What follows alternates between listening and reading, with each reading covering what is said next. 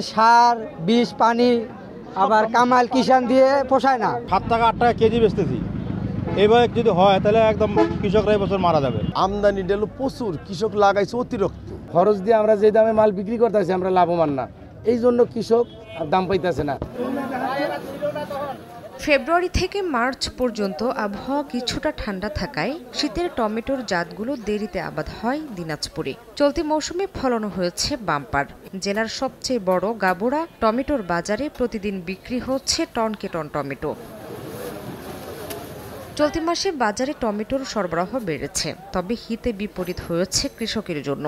বর্তমানে প্রতিমণ টমেটো বিক্রি হচ্ছে 300 থেকে 400 টাকায়। এতে বিপাকে পড়েছেন কৃষক। তারা জানান, চলমান বাজার দরে উৎপাদন খরচই উঠছে না।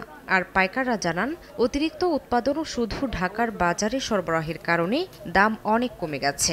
টমেটোর যে বাজার যে অবস্থা, তাতে কৃষকের অবস্থা একেবারে নাজুক। 7 টাকা 8 টাকা কেজি বেচতেছি। এবার যদি হয় তাহলে একদম কৃষকরা এবছর মারা যাবে। 1, 2, 3 ঢাকায় জমি জিতে নিন 100% ক্যাশব্যাক সহ 20 কোটি টাকার পুরস্কার। সার, বীজ, পানি আবার কামাল কিষান দিয়ে পোষায় না। আমদানি ডেলো প্রচুর, কৃষক লাগাইছে অতিরিক্ত।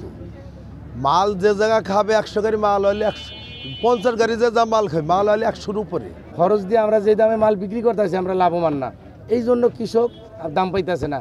তবে বাজার মনিটরিং নেই কৃষি বিভাগের। আগামী মৌসুমে আরও বেশি টমেটোর ফলনের আশা সংশ্লিষ্ট কর্মকর্তার। আশা করি 2-4 দিন পরে এই দামটা আরও বাড়বে এবং কৃষকরা এই নাবি টমেটো থেকে লাভ পাবে।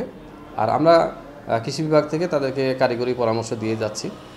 আর আশা করি সামনের বছর আরও এটা এলাকা বাড়বে এবং কৃষকরা এখান থেকে আর্থিকভাবে লাভবান হবে। কৃষি বিভাগের তথ্য মতে চলতি মৌসুমে দিনাজপুরে 975 হেক্টর জমিতে টমেটো আবাদ হয়েছে। আর উৎপাদন লক্ষ্যমাত্রা ধরা হয়েছে 65,000 মেট্রিক টন।